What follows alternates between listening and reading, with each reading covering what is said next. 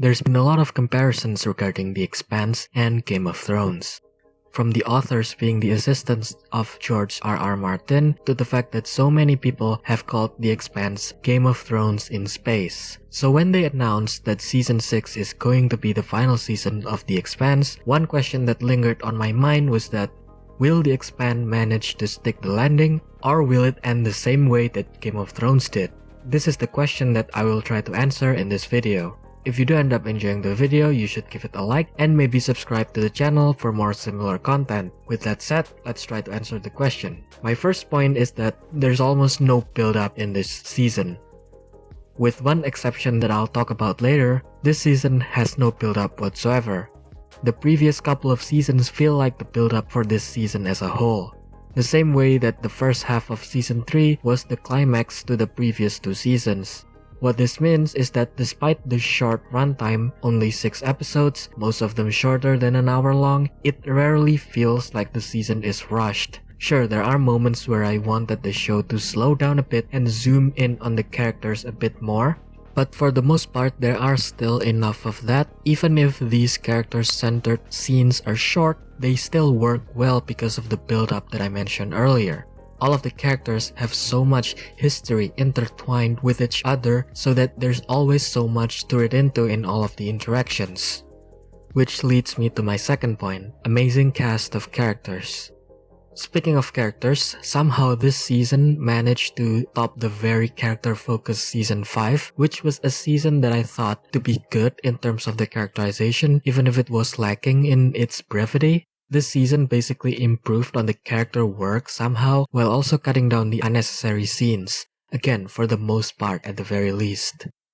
I think the thing that makes the characters work really well here is the fact that it's Season 6. Which not only means that the characters have gone through a lot, aka they all have so much history with each other thing that I mentioned earlier, but also the actors themselves are definitely a lot better now on their roles compared to how they were at the beginning.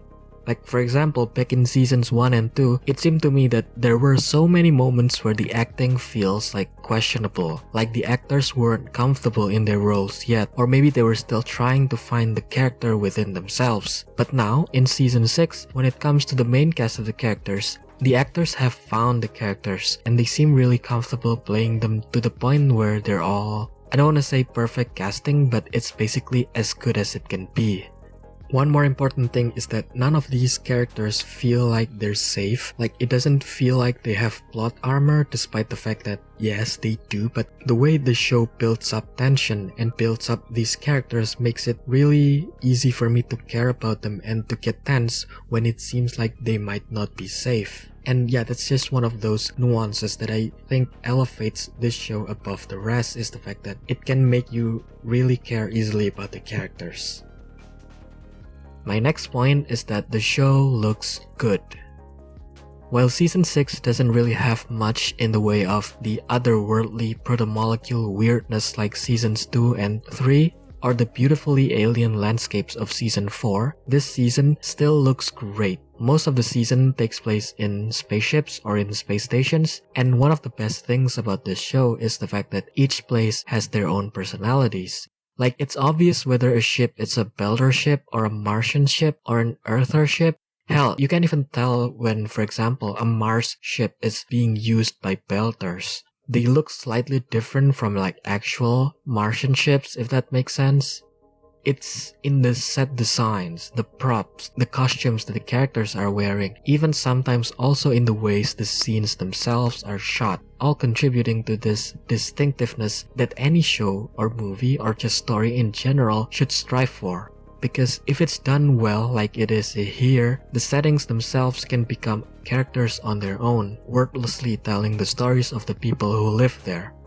But it's not just the places.